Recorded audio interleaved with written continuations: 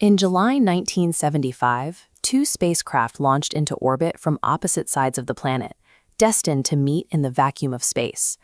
Connecting two objects traveling at orbital velocities is difficult enough, but the American Apollo and the Soviet Soyuz shared no engineering traditions, no common hardware, and completely different life support systems. To bridge this gap, engineers designed a specialized cylindrical docking module to sit between the two craft, acting as a universal adapter. The historic handshake between commanders was the end result of years spent reconciling two incompatible sets of blueprints. By the early 1970s, the political climate had shifted. The fierce competition of the space race began giving way to tentative diplomatic cooperation. Both nations recognized a practical need to develop compatible orbital rescue systems in case either country's crews were ever stranded in space. To achieve this, joint working groups were formed, bringing together American and Soviet engineers tasked with merging their spaceflight philosophies. This meant reconciling two physical realities. The spacecraft utilized incompatible atmospheric pressures and docking clamps that shared no common geometry. Diplomatic agreements on Earth meant nothing if the laws of mechanics and physics couldn't be reconciled on the launch pad. The Apollo command module was designed around a pure oxygen environment, pressurized to just 5 pounds per square inch. The Soyuz replicated the environment on Earth. It operated at a much higher sea level pressure of 14.7 pounds per square inch, using a mix of nitrogen and oxygen. Opening a hatch directly between the two ships would be catastrophic.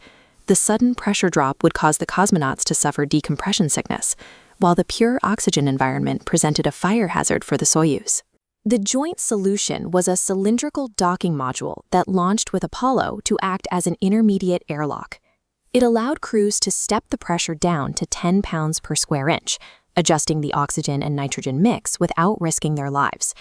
This module provided the breathing room needed to connect two uncompromising life support systems. This is the internal mechanical layout of the Apollo docking system. It used a probe and drogue design with an active male penetrator and passive female target. Neither superpower wanted to be the passive partner. Fixed roles defeated the goal of universal rescue. This side-by-side diagram shows the joint solution, the Androgynous Peripheral Attach System, or APAS. APAS was designed with symmetrical pedals, allowing either spacecraft to act as the active or passive partner in what designers called a hug in space.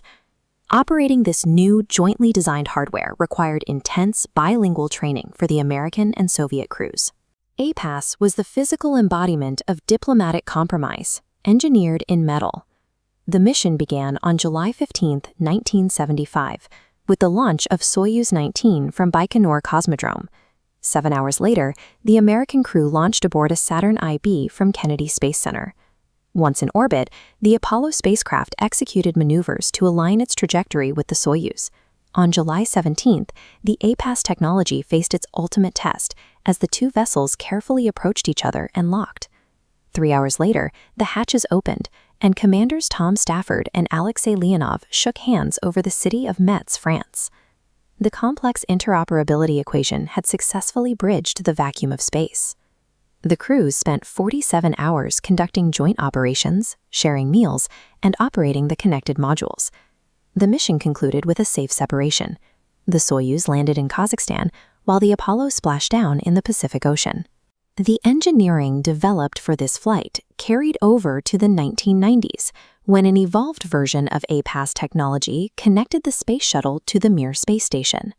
This concept of a universal androgynous interface remains the foundational building block used to assemble and maintain the International Space Station today. When engineering establishes a common technical language, even the fiercest of global rivals can build a permanent bridge in space.